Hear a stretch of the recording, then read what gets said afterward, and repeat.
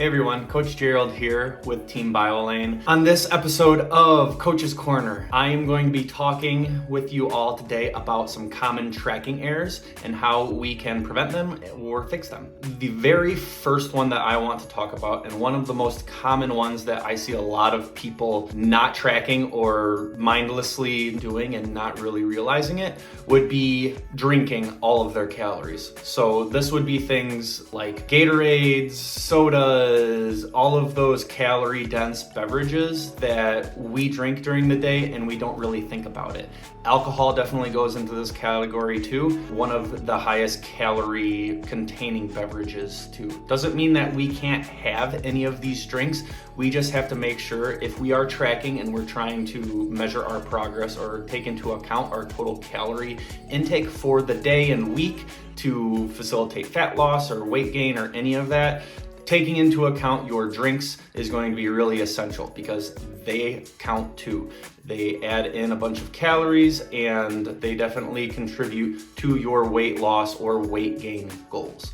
So if you are in a weight loss phase and you are trying to control your total calories, I would recommend opting for some lower calorie beverage options. I really like Mio, which is like a liquid enhancer. You can get it anywhere. I know Aldi has it, Walmart has it. Pretty much any grocery store is going to have Crystal Light packets, the liquid flavor enhancer like Mio that you can add to water, because I know a lot of people do not like just straight water, me included. So this is something that I utilize too, to not add on a bunch of unnecessary calories, and I can focus more on getting more of my calories, protein, carbs, and fats from food rather than drinks. Those are some great options and substitutions. I know sparkling waters, sparkling beverages, there's a ton of different 0 calorie, low calorie drink options that you can incorporate to help meet your goals. One of the other ones would be condiments and sauces, things like barbecue sauce and mayo. All of those things definitely can pack on some calories if you are trying to track your intake and have a fat loss goal. So making sure that we are tracking those condiments and sauces is going to be really, really important as well, because like I said with those drinks, those little calories here and there at every little meal, they do add up. So if you added 2 tablespoons of barbecue sauce on a couple meals a day, you could be adding 100, 200, maybe 300 calories overall for your daily intake and not really thinking about it. So I always opt for those super low calorie sauces and condiments too, to add some flavor and some seasoning and spice to my meals without tacking on all the calories when I'm in a fat loss phase. So just be mindful of that too when you are tracking. The next one would be mindless snacking and eating. I have experienced this in the past. I know a lot of people do this without even thinking about it. You're walking past the fridge or past your cabinet or cupboard and that bag of popcorn, that handful of Skittles. There's a bunch of different options where people tend to not think about eating